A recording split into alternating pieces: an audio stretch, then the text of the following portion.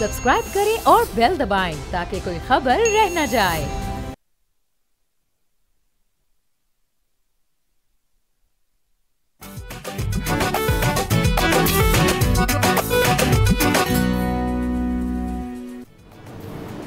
अस्सलाम वालेकुम, बोलो जनाब, मैं बहुत बहुत खुश आमदीद। मैं हूँ असद निज़ामी, मेरे साथ हैं अली आफ्ताब। सर क्या हाल है? सर इस वक्त जो सैलाबी रेले गुजर रहे हैं सिंध के बराजों से, उनके तकरीबन वो 5 से 7 लाख क्यूसिक फीट उसमें पानी है।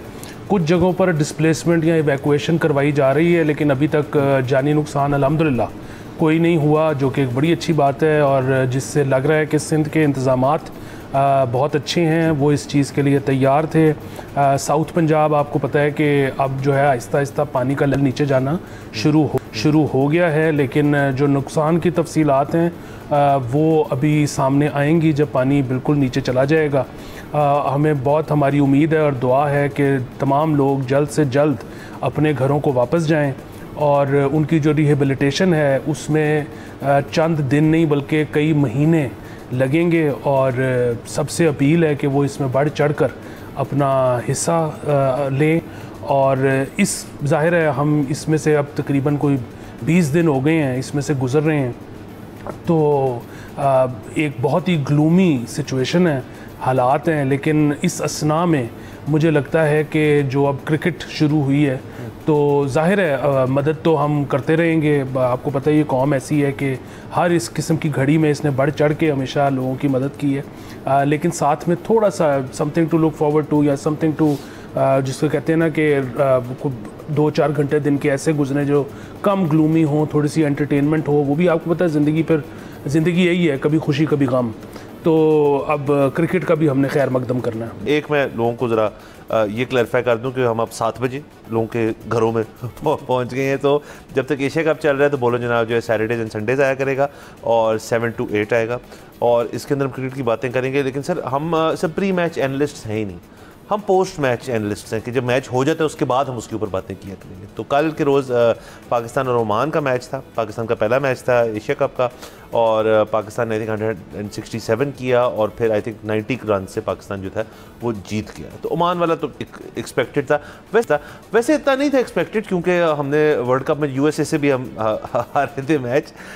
तो ये कल अलबत्ता बहुत ही एक ज़बरदस्त मैच है, इंडिया पाकिस्तान का मैच है। कल आई थिंक 7:30 बजे पाकिस्तान स्टैंडर्ड टाइम वो शुरू होगा मैच और बहुत उससे पहले ही गुफ्तगू बातें चल रही थी कि पाकिस्तान इंडिया का मैच होगा, इंडिया पाकिस्तान से खेलेगा, कहाँ पे खेलेगा। फिर ये टूर्नामेंट जो है यूएई में है। अब अगेन बहुत सारे जो सीनियर क्रिकेटर्स हैं उनके बयानात मौजूद हैं। वसीम अकरम साहब ने कहा है कि जी आप सारी चीज़ें साइड पे करके एशिया कप एंजॉय करें, आप दोनों टीमें खेलें और फैंस को भी एंजॉय करवाएं क्योंकि आपको पता है ये बड़ा हार्ड हिटिंग मैच होता है। उसके साथ साथ कुछ कंट्रोवर्सीज भी चल रही थी कि जो सूर्य कुमार यादव है, जो आई थिंक ट्रॉफी सेरेमनी थी उसके ऊपर शायद चमगोइयाँ थी जी कि मोहसिन नकवी साहब और जो हमारे कैप्टन है साइम ने सलमान आगा ने उनसे हाथ नहीं मिलाया, लेकिन ये डिबंक हो गई कि ऐसी कोई बात नहीं थी। और ये भी अब इसके ऊपर जो है बहुत ज़्यादा क्यूरियोसिटी है कि जी मैच जो भी हारे जो भी जीते तो उसके बाद जो एक कस्टमरी हैंडशेक होती है वो अब इंडियन प्लेयर्स पाकिस्तानी प्लेयर से करेंगे या नहीं, हमें तो कोई मसला नहीं, हम तो क्रिकेट खेलने आए हैं। लेकिन इंडिया के अंदर आपको पता है ये एक बड़ी चीज़ है कि प्लेयर्स लेबल हो जाते हैं। ये जो अभी सीनियर्स का एक टूर्नामेंट हुआ था, लेजेंड्स टूर्नामेंट जो था, उसके अंदर भी इंडिया ने इनकार कर दिया था खेलने से क्योंकि जी शायद फरीदी साहब टीम में होंगे तो हम नहीं खेलेंगे। फिर वो टीम वो नहीं खेले वो मैच, उसके अगला मैच आया वो भी नहीं वो खेले, वो भी बड़ी श्राउडेड एंड कंट्रोवर्सी थी, फिर भी इंडिया ने मना कर दिया। तो अब ये सारी चीज़ें जो है ये मंजर यहाँ पे ये बड़ा पोलिटिसाइज्ड हो चुका है। इंडियन सुप्रीम कोर्ट में किसी ने अपील की भी थी जी कि ये मैच नहीं होना चाहिए, वो सुप्रीम कोर्ट ने चुप के बाहर फेंक दी। So again cricket is happening. Point ये कि मैच तो हो रहा है, अब उस मैच को आप क्रिकेटिंग नौयत के अंदर से जो होना है वो तो होना है। अब उसके इर्द गिर्द के जो सियासी अनासर हैं अब उनको आपने कैसे डील करना है, आपने ये उनको आने देना है इसके बीच में या नहीं आने देना। पाकिस्तान का I think straight from the top एक बड़ा सीधा साधा एक रद्द-ए-अमल है तमाम चीज़ों पे कि जी हम क्रिकेट खेलने हैं और हम क्रिकेट के लिए हम रेडी हैं। So there is no political angle as far as we are concerned, ये मेरा मानना है। इंडिया में तो डेफिनेटली एक एंगल है और मैं उनके प्लेयर्स से मेरी हमदर्दी भी है क्योंकि उनकी जिस किस्म की बीजेपी जो पार्टी है उसके जो लोग हैं और वो ज़ाहिर है वो लोग जो बीजेपी को फॉलो करते हैं क्रिकेट भी देखते होंगे और उनको प्यार मोहब्बत होगी, लेकिन उनको डर लगता होगा क्योंकि जो उनका फिर आउटक्राई है ना उनके मीडिया का, उनके सोशल मीडिया का, उनके लोगों का कि जी हम आपको जला देंगे, आपके घर जला देंगे, ये कर देंगे, वो कर देंगे, आपने हाथ कैसे मिलाया, आप ऑल दीज थिंग्स। बड़ी मेरी हमदर्दी है इंडियन प्लेयर्स के साथ इस नुक्ते पे। एग्जैक्टली सर, और ये आज की बात नहीं है। एक तो जैसे आपने कहा कि पाकिस्तान का स्टांस बड़ा क्लियर है। अभी चैंपियंस ट्रॉफी में न्यूट्रल वेन्यू पे हुए इंडिया के मैचेस और इंडिया ने क्योंकि पाकिस्तान आने से इनकार कर दिया था, अदरवाइज़, और अब पाकिस्तान भी इंडिया नहीं जा रहा, पाकिस्तान भी तमाम मैचेस न्यूट्रल वेन्यू में खेलेगा। अदरवाइज़ उससे पहले पाकिस्तान तो वनडे वर्ल्ड कप खेलने इंडिया गया था। सो अगर इंडिया ये अड़ीस ना डाले तो पाकिस्तान को तो कोई प्रॉब्लम नहीं है वहाँ जाके खेलने में। और ये जो इंडियन क्राउड है ना, ये इसका मसला ये नया नहीं है, ये बड़ा पुराना है। और ये सिर्फ पाकिस्तान से के साथ भी नहीं है, मतलब इनकी पाकिस्तान के अलावा भी ख़राब परफॉर्मेंसेस पे आपने अक्सर सुना होगा कि प्लेयर्स के पुतले जला दिए, उनके घरों के बाहर एहतजाज कर दिया। फिर इससे भी बड़ा मसला मेरे ख्याल में जो है, इंडिया में मैच हो रहा होता है और इंडिया अगर हार रहा हो, मतलब अगर वो पाकिस्तान से भी नहीं है तो जो उनका क्राउड है वो स्टेडियम छोड़ के जाना शुरू करते थे।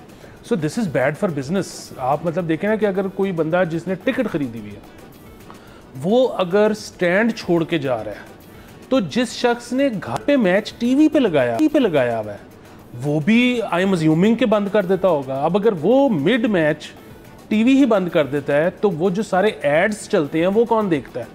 तो ये एक बहुत बड़ा बिजनेस का नुकसान है। मुझे समझ नहीं आती कि इंडियन सरकार इतने अरसे में एक कैंपेन क्यों नहीं चला पा रही जिसमें वो लोगों को बताए कि आपने इतना जज्बाती नहीं होना। और क्योंकि उसकी वजह है कि इंडियन सरकार को मैं क्यों समझता हूँ कि ये करने की ज़रूरत है, क्योंकि देखिए at the end of the day cricket एक परफॉर्मिंग आर्ट है, इसकी टिकट बिकती है, इस पे मर्चेंडाइज बिकती है, इस पे ऐड लगते हैं, इसके राइट्स बिकते हैं। तो वो क्यों होते हैं? क्योंकि इसमें आई बॉल्स मिलते हैं। तो आपके अगर जो स्पेक्टेटर्स हैं, मतलब इंडिया जो है वो जो बिग 3 की बात होती है, नंबर 1 की बात होती है, इंडिया डिसाइड करेगा कि कौन सी टीम किस टीम से कितने मैचेस खेलेगी। वो जो उनकी अजारादारी है क्रिकेट के ऊपर, वो किस चीज़ के ऊपर है? वो इस चीज़ के ऊपर है जी कि सबसे ज़्यादा देखने वाले क्रिकेट के हमारे मुल्क में हैं। वेरी गुड, ज़बरदस्त। लेकिन अगर वो पूरा मैच ही नहीं देखते तो ये तो फिर बात गलत है ना। बिल्कुल सर, अगेन हमारी तो यही ख्वाहिश है, उम्मीद रखते हैं हम कि कल का मैच जो है स्मूथ सेलिंग और इसके अंदर कोई किसी किस्म के इश्यूज़ नहीं होंगे। हाँ, हम प्लेयर्स जो हैं वो क्रिकेटिंग एग्रेशन जो है वो क्रिकेट का हिस्सा है। आप मतलब तेज़ तेज़ बॉलिंग कराएं और चिक्के खाएं, चिक्के मारें, that's part of the game. उसके बारे में तो कोई किसी को कुछ नहीं कह रहा कि अपनी गेम को आप किसी तरह मोल्ड करें। ये ज़रूर है कि this will be a different sort of situation, ये बात है, क्योंकि पोस्ट जो कॉन्फ्लिक्ट पोस्ट वॉर सारी सिचुएशन है उसमें अंदर कोई किसी किस्म की भी कोई लचक नहीं है, किसी किस्म की कोई भी किसी की तरफ से कोई नरमी नहीं है, ना होनी चाहिए, क्योंकि अभी मामला जो हैं वो अप इन दी एयर है। सो क्रिकेट होनी चाहिए, तमाम तर ये मामला चलते रहने चाहिए और इनको जितना बेहतरी से और जितनी आप जेंटलमैनली तौर पे इनको आप डील कर सकते हैं वो करना चाहिए। बिल्कुल सर, वो एक कॉमेडियन ने इसके ऊपर जोक भी किया था कि आप दुनिया की जितनी स्पोर्ट्स में राइवलरीज़ की बात करते हैं, वो चाहे इंडिविजुअल स्पोर्ट्स हों चाहे टीम स्पोर्ट्स हों, वो पाकिस्तान और इंडिया के क्रिकेट मैच के करीब भी इसलिए नहीं आ सकती क्योंकि इनके दरमियान 6 जंगें हो चुकी हैं। और कौन से 2 ममालिक हैं या 2 खिलाड़ी हैं जिनके दरमियान 6 जंगें हुई हों? जी सर, वो मैं समझ आ किस कॉमेडियन की बात कर रहे हैं और वो कहते हैं कि दूसरी वो अमेरिकन को हॉकी टीमों का के साथ मुआवजा कर रहा था कि जी आपका ये अच्छा ये मसला है। कहते हैं ये 2 एटमी पावर है जो क्रिकेट भी खेलते हैं आपस में। तो एंड सर नंबर्स देखें ना, अगर आप कलेक्टिव पॉपुलेशन देख लें, हमारा भी तमाम मुल्क क्रिकेट देखता है, उनका भी तमाम मुल्क क्रिकेट देखता है। तो अगर आप शेयर नंबर्स के ऊपर जाएँ तो this is one of the most viewed sporting events in sports. So फिर सर मामला तो भी डिफरेंट होंगे ना हर लिहाज से। सर एक तो ये सर क्रिकेट की हद तक चीज़। और बाय द वे इंडिया क्यों ना नहीं कर सका इस पर? मतलब इंडिया बड़ा एडमेंट था कि इनिशियली कि हम तो खेलना ही नहीं चाहते पाकिस्तान के साथ। उसकी वजह ये है कि this number brings in a lot of money. हाँ जी, तो इस इतने पैसे को ना नहीं हो सकती। बिल्कुल नहीं हो सकती सर, और ना होनी चाहिए। अगर मैं कहता हूँ मनी नहीं भी इन्वॉल्व, अगर नॉमिनल सी अमाउंट इन्वॉल्व है, अगर एक टूर्नामेंट है उसमें आप शिरकत कर रहे हैं तो फिर ये नहीं हो सकता कि जी चलें आप ये आपने नया नया न्यू नॉर्मल ये क्रिएट कर दिया कि जी हम न्यूट्रल वेन्यूज़ पे खेला करेंगे, चले उसको हमने एक्सेप्ट कर लिया, वो भी गलत है, चले एक्सेप्ट कर लिया। अब ये तो नहीं हो सकता कि जी हम इन टीमों के साथ खेलेंगे और इन टीमों के साथ नहीं खेलेंगे, फिर आप बाहर हो जाए, फिर आप डे 1 पहला मैच भी ना खेलें ना अपना, आप बाहर हो जाए। सर इसमें ना मॉनेटरी नुकसान डबल एज्ड है। एक तो ये कि ये मैच जिसने इतने ज़्यादा पैसे जनरेट करने थे आप वो नहीं खेल रहे, दूसरा ये है कि आगे जाकर भी so what if Pakistan India का क्वार्टर फाइनल हो जाए या सेमीफाइनल हो जाए या फाइनल हो जाए, तो उसमें एक टीम कह रही है कि हम नहीं खेलेंगे, यानी कि उस मैच का फैसला आप जो आपके प्रिलिमिनरी मैचेस हुए हैं उनके रन रेट पे कर दोगे। सो बिल्कुल ये तो बुक क्रिकेट हो जाएगी जो हम स्कूल में खेला करते थे कि फाइनल है टूर्नामेंट का, एक बॉल भी नहीं फेंकी और आपने अनाउंस कर दिया कि फलान टीम विनर है। तो ना सिर्फ इस मैच का नुकसान, आगे मतलब हमारी तो बड़ी ख्वाहिश है कि दोनों टीमें जो है वो क्वार्टर फाइनल सेमीफाइनल फाइनल तक पहुंचे, बड़ा मजा आएगा, तो वो बहुत बड़ा नुकसान हो सकता है। और सर मैं तो हमेशा सर ज़िंदगी के अंदर मेरा सर एक फ़लसफ़ा है और मेरा मानना है कि व्हेन इन डाउट वसीम भाई की बात पे चले जाएं, वो क्योंकि वो आपको गलत रास्ते पे नहीं लेके जाएंगे। उन्होंने सिर्फ एक बात की है, enjoy the cricket. So fans भी क्रिकेट इन्जॉय करें, इधर भी उधर भी, और इंशाल्लाह मज़ा आएगा, अच्छा मैच होगा। सर उसके साथ क्रिकेट में और भी चीज़ें हुई सर, साउथ अफ्रीका और इंग्लैंड का मैच हुआ इंग्लैंड में, मैनचेस्टर में, और सर व्हाट अ स्पेक्टिकल, क्या ज़बरदस्त विजुअल्स थे, कितना मज़ा आया देखने का कि जो सॉल्ट और जो बटलर हैं वो पहुँचे और उन्होंने पहली बॉल से अपनी जो इंटेंशन है उसको वाज़े कर दिया था। 304 सर टोटल इंग्लैंड ने स्कोर किया, 304 फॉर 2, जिसमें जो सॉल्ट है उन्होंने 141 किया टोटल स्कोर अपना, और उन्होंने मेरे ख्याल में अपनी 50 जो थी वो को 18 गेंदों के अंदर की, और अपनी 100 जो थी को 35 गेंदों में की, और टोटल 60 बॉल्स पे उन्होंने 114 किए, 141 किए, नॉट आउट। जॉस बटलर ने भी इसी तरह अपनी ज़बरदस्त किस्म की परफॉर्मेंस दी, 83 पे वो आउट हो गए, कोई ऐसी बॉलों पे नहीं। और ये कुछ रिकॉर्ड्स जो हैं इंग्लैंड के लिए कायम हो गए। एक तो ये 3rd हाईएस्ट T20 स्कोर है, 344 जो था वो जिम्बाब्वे ने किया था गाम्बिया के खिलाफ, 314 नेपाल ने किया था मंगोलिया के खिलाफ, ये 304 किए इंग्लैंड ने साउथ अफ्रीका के खिलाफ। एक तो ये सर स्टैट है। दूसरा सर जो 146 जो रन है, बिगेस्ट मार्जिन जो है कि 146 रन से आपने किसी टीम को हराया, ये 3rd बिगेस्ट। तो और इंग्लैंड के अपने पर्सनल रिकॉर्ड जो हैं सारे टूट गए हैं T20 में, क्योंकि उनके ये 2 प्लेयर्स ने और बाकी टीम ने भी बहुत ज़बरदस्त खेला और बॉलिंग भी बड़ी अच्छी की, और 146 रन के मार्जिन साउथ अफ्रीका उन्होंने शिकस्त दी। तो सर T20 का जो मज़ा है, जो T20 का हुस्न है, वो है तो ये कि इस किस्म की चीज़ें आपको देखने को मिल जाती हैं। अब मुझे तो वो दिन याद आ गया जब ग्लेन मैक्सवेल जो है उनकी टांगों में क्रैम्प अप हो गई थी, उन्होंने खड़े खड़े अफगानिस्तान को कभी यूँ मारे कभी वो। सो ये सिर्फ इस ऐसे फॉर्मेट्स में हो सकता है जहाँ पे आपकी हाई पेस है, हाई इंटेंसिटी है। और अगेन मैं अभी भी ये मानता हूँ कि पाकिस्तान का टेम्परामेंट इसके करीब भी नहीं है। हाँ जी, वो मैक्सवेल वाली तो शायद if I am not wrong वो ODI में थी अच्छा। इनिंग्स। लेकिन मेरा एक इसमें बहुत बड़ा सवाल है, ये वैसे तो इंग्लैंड ने स्कोर किया लेकिन किया साउथ अफ्रीका के खिलाफ। ये इस तरह के ज़्यादातर जो मैचेस होते हैं इनमें एक टीम साउथ अफ्रीका क्यों होती है?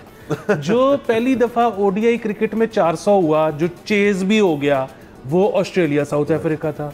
अच्छा, इसी तरह जो फास्टेस्ट 100 AB डिविलियर्स ने मारा, साउथ अफ्रीका। अभी ये जो हुआ है साउथ अफ्रीका होती है तो बहुत तेज हाई स्कोरिंग मैचेस होती हैं, चाहे वो खुद कर रहे हो चाहे कोई उनके खिलाफ कर रहा हो। तो अगेन बड़ी थ्रिलिंग और बड़ी अच्छी बात है और बड़ा ही इंजॉय किया है इसको।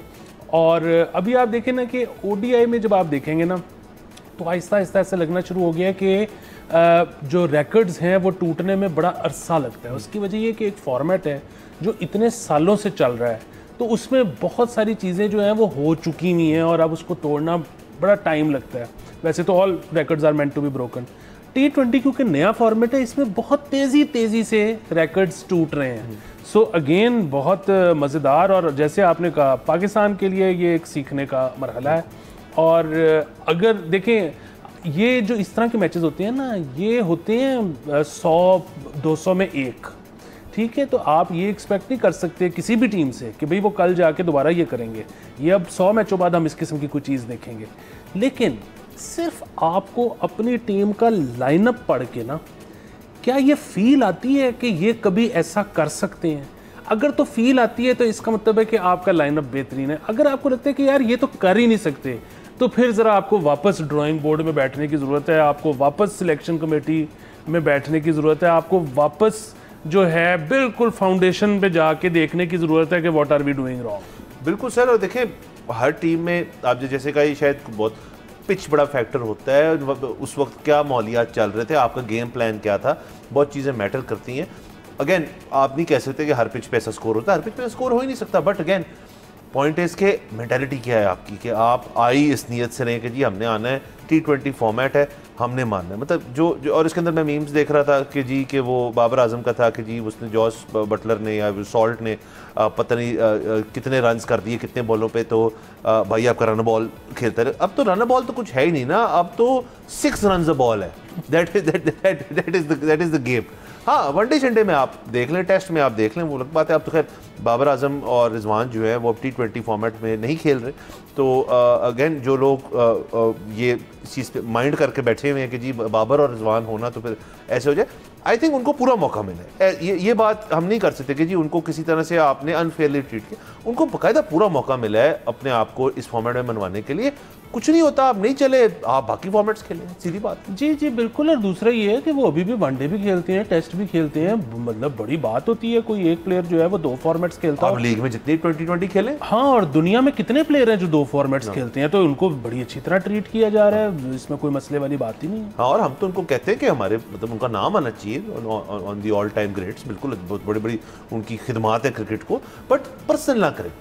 आप ऑन द डे उस मैच उस टीम के आपकी बेस्ट प्लेइंग साइड जो है 11 उनका नाम होना चाहिए लिस्ट के अंदर। यहाँ पे किसी किस्म का फेवरेटिज्म जो है ना वो नहीं चाहिए। अब देखिए बुमराह जैसे बॉलर को इंडिया ड्रॉप करके टेस्ट खेलने पहुंच जाता है या वनडे खेलने पहुंच जाता है, क्या वजह है? कोई वजह ही है ना। देखिए एक और चीज़ ये है कि अभी ये बेसबॉल जो है ये तो बड़ा रिसेंटली हिट हुआ है, ये मकल्लम ने बेसिकली इंग्लैंड टीम ने उसको शुरू किया है, लेकिन उससे पहले भी आज से मेरे ख्याल में अब तो 10 साल गुजर गए हैं कि ऑस्ट्रेलिया ने इस चीज़ को नॉर्म बना दिया था कि टेस्ट में एक दिन में 350 करेंगे। हाँ, तो ये अब एक नॉर्म है। बिल्कुल सर, अगेन क्रिकेट इवॉल्व करनी चाहिए, हर स्पोर्ट इवॉल्व करनी चाहिए, और डिक्टेट फैंस ही करते हैं। फैंस को एक ज़माने में लंबे लंबे बालों वाले इतनी इतनी बॉडी वाले फास्ट बॉलर चाहिए थे, अब उनको चिकों का मजा आता है, तो गेम विल मूव दैट। बहरहाल सर देखते कल के मैच का इंतज़ार हम कर रहे हैं, जब वो मैच ख़त्म होएगा तो फिर जो भी उसके ऊपर बात होगी उसके बाद करेंगे। हमें ब्रेक पे जाना है, यहाँ पे हमारे साथ रहिएगा।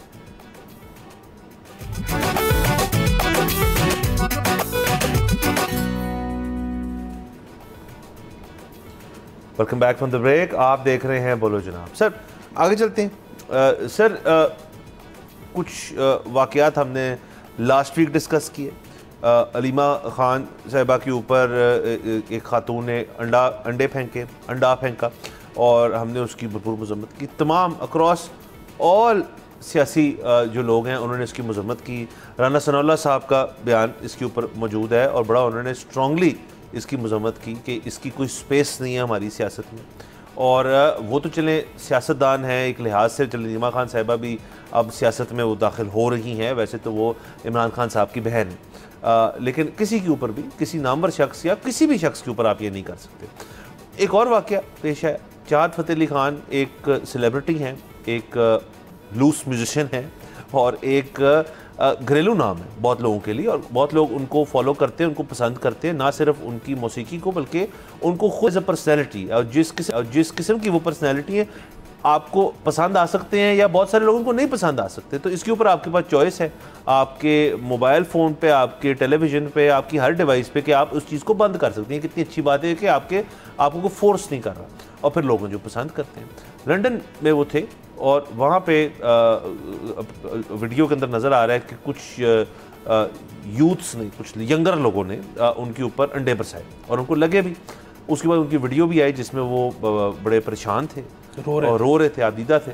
और कितनी दुख वाली बात है, क्योंकि एक शख्स जो है जो कि आर्टिस्ट मेंटालिटी को, उनको पर ज़ाहिर तकलीफ होती है, कोई ना भी हो, को बहुत ही संजीदा किस्म का, संजीदा से मेरा मुराद है बहुत ही सीरियस बंदा हो, जिसका जो कॉर्पोरेट बैंकर हो, किसी को भी अंडे मारेंगे तो उसकी तजलील है, उसको आप बेसिकली उसकी ना रेपुटेशन उसकी जज कर रहे हैं उसको। तो कोई रूम नहीं है इस चीज़ का। अगेन हम रिट्रेट करेंगे, जिन्होंने की है बहुत बुज़दिलाना हरकत है, उनके ऊपर पर्चे होने चाहिए, उनको आपको पकड़ना चाहिए, उनको माफ़िया मंगवानी चाहिए उनसे, और हम इस चीज़ की भरपूर मजम्मत करते हैं। जी सर, बिल्कुल। ये जिस तरह आपने अलीमा खानम साहिबा की बात की और भी इससे, अच्छा मैं बिल्कुल डिफेंड नहीं कर रहा, आपकी आज़ादी वहाँ पे ख़त्म हो जाती है जहाँ पे दूसरे का नाक शुरू होता है, तो आप किसी की तरफ कुछ भी नहीं फेंक सकते। लेकिन ये जो है ना, कुछ लोग ये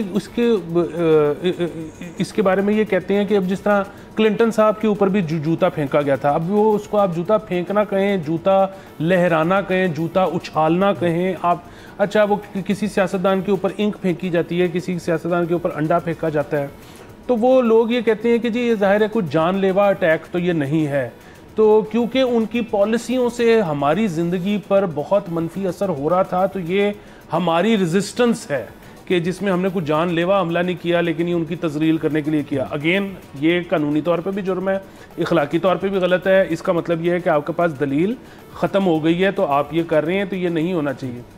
जहाँ तक सर चाहत फ़तेह अली ख़ान की बात है, उनको आप पसंद करें, आपको वो बुरे लगें, अगर तो वो शख्स आपको गन पॉइंट पे अपना गाना सुनवाता है तो फिर तो आप उस पर पर्चा करवा दें। बाकी उसका गाना अच्छा है बुरा है जैसे भी है, वो बना के यूट्यूब पे अपलोड कर देता है, आपको नहीं पसंद आप ना देखें।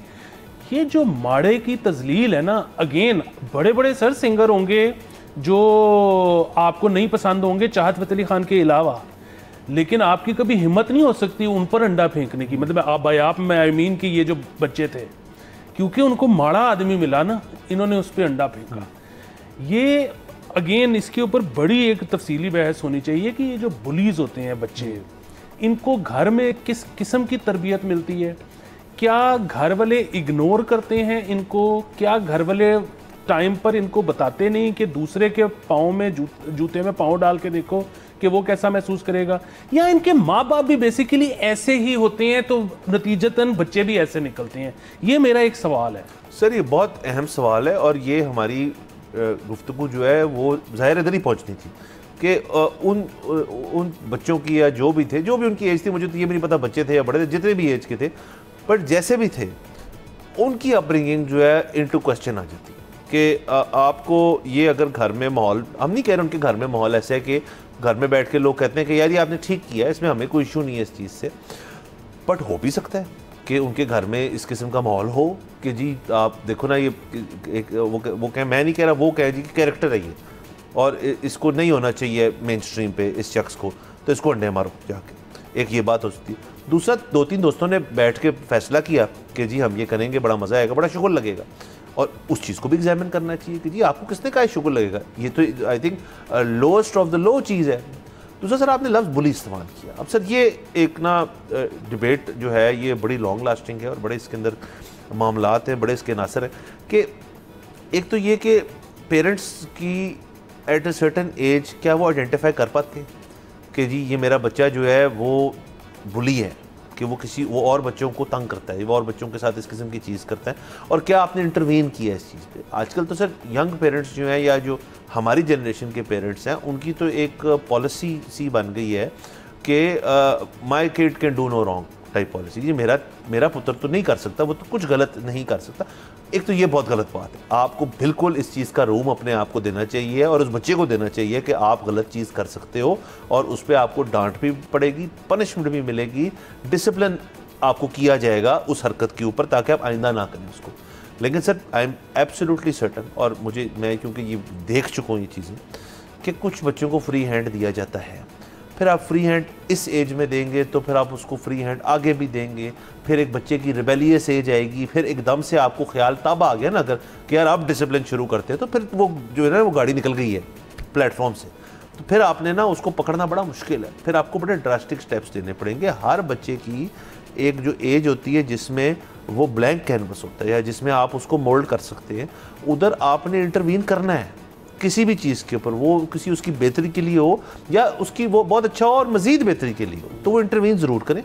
और ये जो पॉलिसी है कि जी कि वो तो गलत कर ही नहीं सकता, किसी और की गलती होगी, किसी और ने कुछ कहा होगा तो उसने कि ऐसा हमेशा नहीं होता। तो ये मेरी सर इस पर अपील है कि बेसिकली आप बच्चों को थोड़ा सा इंटरवीन करें? जी बिल्कुल, आपने ये इतना ठीक बात की है कि दुनिया का जो अच्छा तरीन बच्चा भी होगा, जो दूसरों का दर्द दिल रखता होगा, जो कभी कॉर्नर कटिंग नहीं करता होगा, गलती तो उससे भी हो सकती है। वो इंसान का बच्चा है ना, तो फिर गलती तो हो सकती है।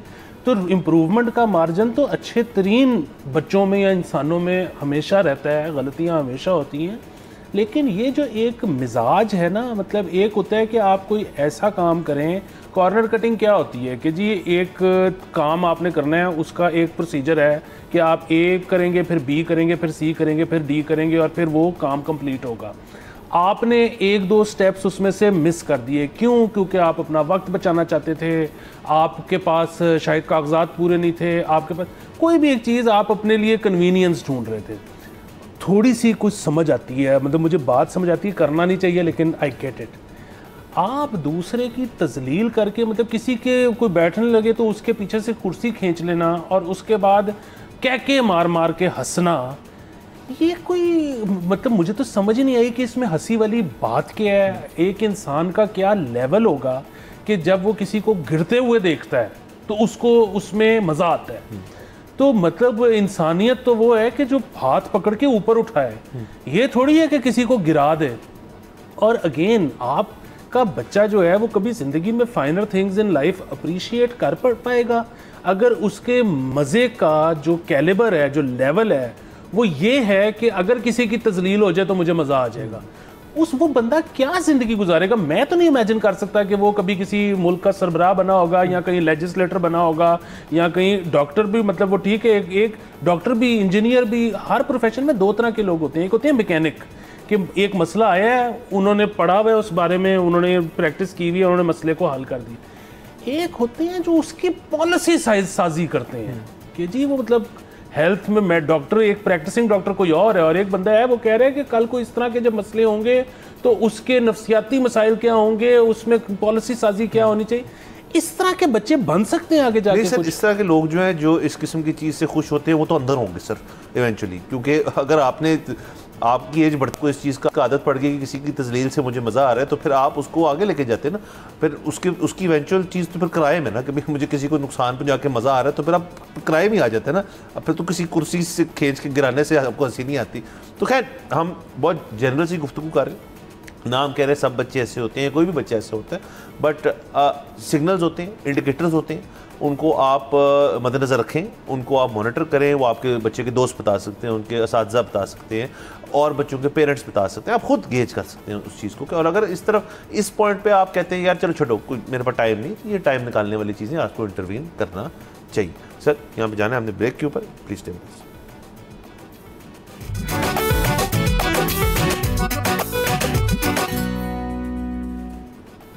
Welcome back from the break. आप देख रहे हैं बोलो जनाब। सर, आगे चलते हैं। सर, लाहौर से खबर आई है, अंदरून शहर का आपको पता है रिवाइटलाइजेशन प्लान जो है वो ऑनगोइंग है, और इसके ऊपर खबरें आती रहती हैं। कभी दुकानों की हद तक कि उनको सबको गिरा के नया बनाया जाएगा, पीछे किया जाएगा, और बड़ी किस्म की एक वाइब्रेंट किस्म की वहाँ पे चीज़ें जो हैं वो करने का एक प्लान बनता जा रहा है। एक नया सर इसके अंदर जो प्लान है, आप में बड़े हम इलेक्ट्रिसिटी और बिजली के मसले, डिस्कोस पे, और हमें लगता है कि बहुत सारे मसले हैं अंडरग्राउंड। अगर आप तमाम वायरिंग करते हैं उससे काफ़ी मसले हल होते हैं, क्योंकि लाहौर में और पाकिस्तान में कई इलाके हैं जहाँ पे अब अंडरग्राउंड वायरिंग होती है, ट्रांसफार्मर्स वायरिंग से, और उनकी कुछ ज़िंदगी जो है वो बेहतर गुजरी होती है, क्योंकि वहाँ पर लाइन लॉसेस वगैरह टाइप चीज़ जो है वो नहीं होता। अंदरून शहर में सर 6 अरब रुपए का टेंडर किया गया है कि अंदरून के अंदर तमाम जो उनकी वायरिंग का निज़ाम है उसको अंडरग्राउंड किया जाएगा। तो 6 अरब एक लगता तो बहुत ज़्यादा अमाउंट है, लेकिन इस काम के लिए शायद कोई इतनी बड़ी अमाउंट नहीं है। मतलब अगेन आप एरिया वाइज देख लें, लेकिन एरिया वाइज भी छोड़ दें कि वहाँ पे कितना डेंसली पॉपुलेटेड है, एक तो वो बात, और दूसरा इस वक्त ओवर द ईयर्स वो निज़ाम जो है वो किस किस्म का वहाँ पे है बिजली का, आप कितनी देर बंद करेंगे, कितनी देर क्या करेंगे। तो ये सर एक प्लान बन रहा है और इसका टेंडर हो गया। जी सर, बिल्कुल। देखें, मतलब जब आप वायरिंग अंडरग्राउंड करेंगे तो उसके बाद ये जो इस वक्त ट्रांसफार्मर लगे हुए हैं ये नहीं चल सकते, उसके बाद आपको ट्रांसफार्मर्स भी तब्दील करने पड़ेंगे। सो 6 अरब जो रकम है ये सुन के बहुत नाकाफ़ी लगती है। अब इसका अगेन, जिस तरह हम हर चीज़ के बारे में कहते हैं कि सरकार को डिटेल्ड प्लान हमारे साथ भी शेयर करना चाहिए, तो वो अभी तक शेयर नहीं हुआ। अब ऐसा भी हो सकता है कि ये सीड मनी है, ये इनिशियल पैसे हैं। उसके बाद जैसे जैसे काम बढ़ेगा तो हुकूमत मज़ीद जो ख़जाने का रुख है वो इस तरफ मोड़ती चली जाएगी, ये भी मुमकिन है। दूसरा ये भी मुमकिन है कि जी इतने पैसे हुकूमत डालेगी, बाकी जो है वो लोगों के बिलों में डालकर भेजे जाएंगे और उनसे वसूल किए जाएंगे, ऐसा भी मुमकिन है।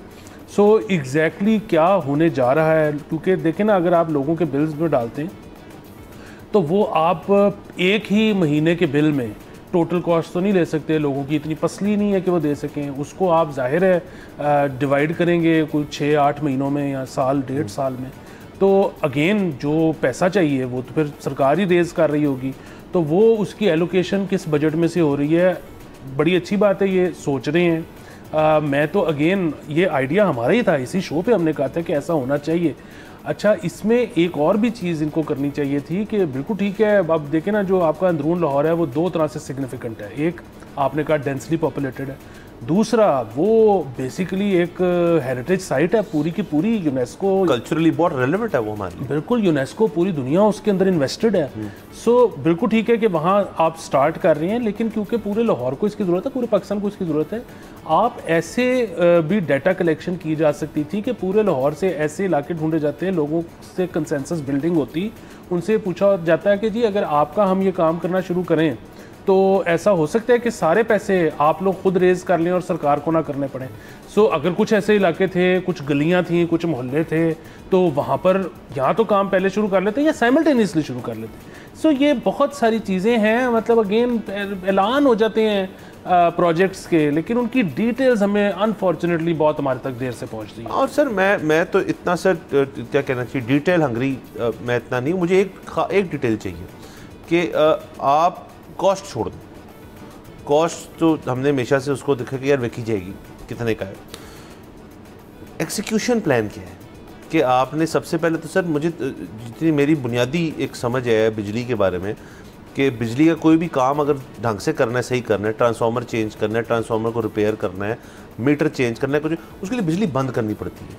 तो और अगर छोटा मोटा काम हो तो मिनिमम घंटा बिजली बंद करके काम सही तरह से होता है। ये तो आप बात कर रहे हैं कि एक नया निज़ाम बिछाना है अंडरग्राउंड, तो उसके अंदर तो सर देखिए ना, बड़े इन्वायरमेंटल कंसर्न्स भी हैं। आपने जैसे हेरिटेज साइट की बात की, उसके कंसर्न ये ना होना सर, अंडर वायरमेंट के चक्कर में वो उसका जो एक फेस है, उस जगह का जो एक हुस्न है, उस जगह का जो जिस वजह से वो हेरिटेज साइट है वही तब्दील हो जाए। तो ये भी हो सकता है कि जी हमने अब आई डोंट नो कि इसके अंदर क्या क्या चीज़ें सोची गई हैं। क्या ये पेपर प्लान है? देखिए पेपर प्लान्स भी तो बहुत होते हैं ना सर, जिसके अंदर टेंडर हो जाते हैं और लोग आ जाते हैं और फिर पता चलता है कि टेंडर अभी तक PC1 तक की बात नहीं पहुंची। तो अब एक चीज़ है जो कि ज़रूरी तो है आपको अंडरग्राउंड वायरिंग कर, बट अगर तो आपने ये करना ही है, मेरे ख्याल में इतनी बड़ी अंडरटेकिंग सच एज अंदरून शहर, इसको छोड़ के आप कुछ जो LDA नुमा सोसाइटीज़ हैं, पुरानी सोसाइटी तो नहीं कह रहे, जैसे गुलबर्ग है फ़र्ज़ करें, वो मतलब एक ऐसी जगह है जहाँ पे आपकी रिलेटिवली आपकी अपर मिडिल क्लास जो है वहाँ रिजाइड करती है, तो वो भी ओवरग्राउंड है वायरिंग वहाँ पे सारी, वहाँ पे भी पानी खड़े होते हैं, वहाँ बड़े मसले होते हैं। आप वहाँ से क्यों नहीं एक पायलट प्रोजेक्ट शुरू करते? और अच्छा, फिर किसी को इतराज़ है कि जी ये भी फिर एलीट को फेवर मिलेगा, वो तो मैं इसलिए कह रहा हूँ उनसे पैसे लेके करेगा। आप कोई ऐसी जगह आइडेंटिफाई कर लें जहाँ पे लेट से नहीं अपर मिडिल क्लास रहती है आपकी, वहाँ पे आपकी लोअर मिडिल क्लास रहती है, और वहाँ पे आप उनको बहुत ही कन्वीनियंट पेमेंट्स के ऊपर ये काम उनसे पूछें को आपका हाथ साफ हो कि जी हमने ऐसे करना है। कोई कंपनीज ईयर मार्क हो कि जी इनसे ये ट्रांसफार्मर्स लेने हैं, या बहुत सारे कंपनीज है प्राइवेट से लेते हैं, उनसे डिस्कशन हो कैसे ये चीज़ करनी, और फिर एग्जीक्यूट करते करते आई थिंक जो बाकी आपका लाहौर, जो पुराना लाहौर जिसे कहते हैं, वहाँ पे फिर आप आहिस्ता आहिस्ता इसको फिर इम्प्लीमेंट करना शुरू करें। ये एक ही गो में कि जी पूरे अंदरून शहर में अंडरग्राउंड वायरिंग कर लेगी, 6 अरब तो छोड़े सर, मेरे तो ख्याल में ये डूएबल ही नहीं। हाँ जी, ये बड़ा अहम पहलू है कि जितने भी ऐसे इलाके हैं लाहौर के जहाँ पे अंडरग्राउंड वायरिंग है, जहाँ पे पर्सनल ट्रांसफार्मर्स हैं, ये सारे बहुत रिसेंटली डेवलप हुए हैं। ये डेवलप ही इस नीयत और इस प्लानिंग के साथ किए गए थे कि इसमें वायरिंग अंडरग्राउंड होगी। सो वो बिल्कुल एक all together it's a different case.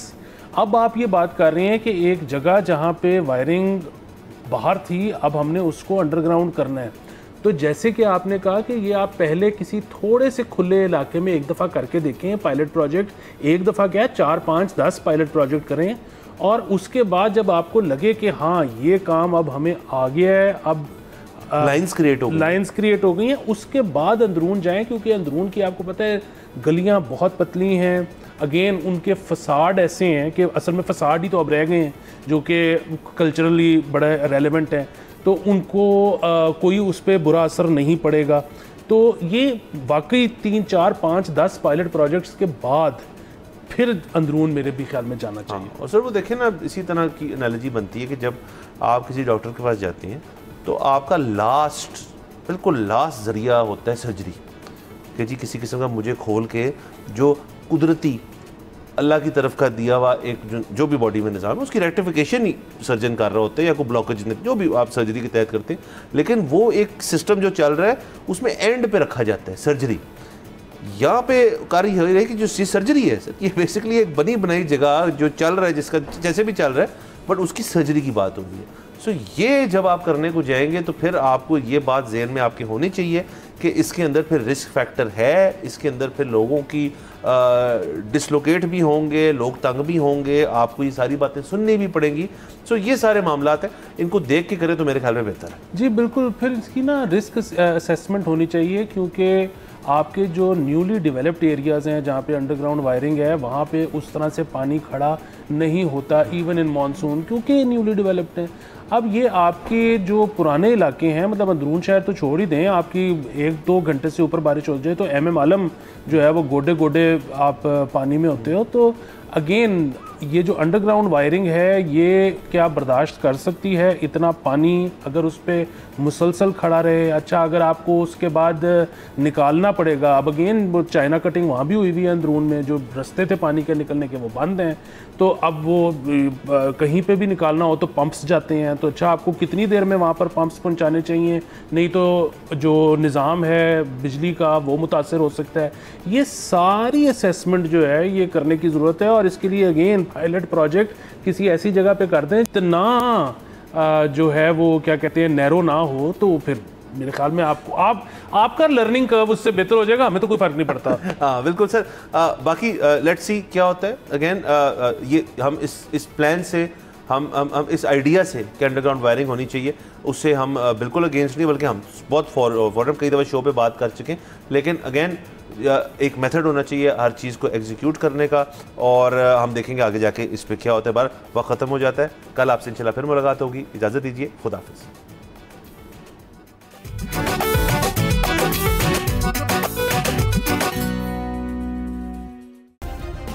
Subscribe करें और बेल दबाएं ताकि कोई खबर रह न जाए।